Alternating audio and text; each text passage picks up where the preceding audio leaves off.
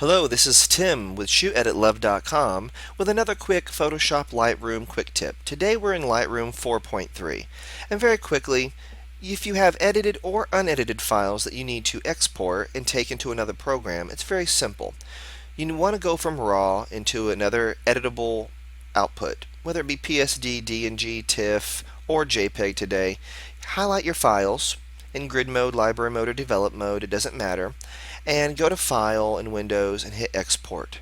You'll see our keyboard shortcut Control-Shift-E. I use shortcuts all the time, and away we go. Here's our export dialog box.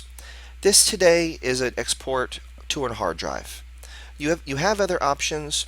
We're not going to mess with them. They don't differ very greatly.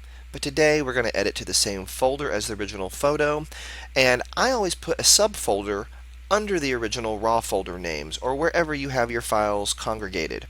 This entails that you're not going to be overwriting anything.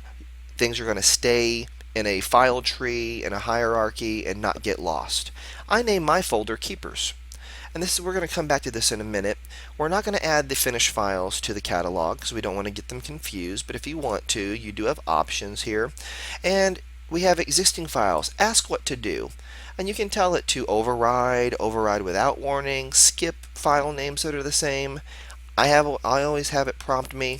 I choose it and tell it what to do. I'm in control. Here we have our file renaming tool, very powerful, just like Bridge. Lots of different edits, options here, customizable. And we're going to turn that off today and retain our current file names. File settings, JPEG, sRGB, file quality 100. That is our default export options, but if you need to change it, there you go. Very simple tools. Image resizing, not needed. Output sharpening, not needed. Metadata, not touching it. Watermarking. If you need to add a watermark, it's very simple. You can add in text. We see the copyright text right here. You click graphic and it prompts you for a PNG or JPEG. I recommend a transparent PNG so it lays flat with your image. And you have adjustment tools there. And finally, post-processing. Here's where we're going to spend a little bit of time. After export, what do we want it to do? Show up in Windows Explorer, open Adobe Photoshop, open in a different editing application.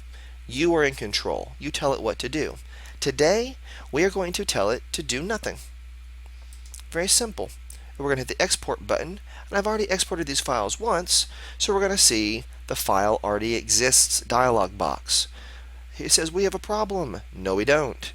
I want to go ahead and override these or use a unique file name, and it'll put a -2 out to the side. We're going to override the files, and there's our export. Little export train chugging down the line. So again, thank you for your time today. If you have any questions, feel free to reach out to us at facebook.com/shooteditlove, or you can email me directly at tim@shooteditlove.com.